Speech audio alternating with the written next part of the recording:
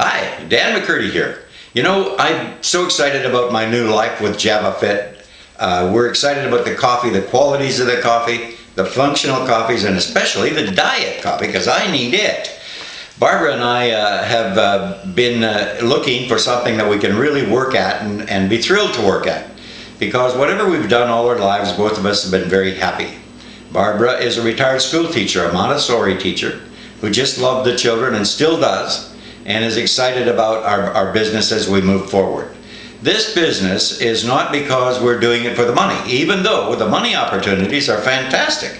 I think maybe better than most things I've ever seen. We're fortunate enough to be retired. I was an automobile dealer, a very successful automobile dealer. God was extremely good to us, and so we don't really need any money. The proceeds from this company we intend to give to charities.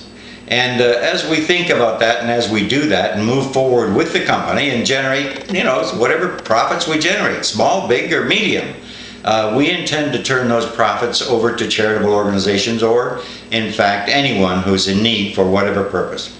We really don't need the money. We're doing this because we think the product is excellent.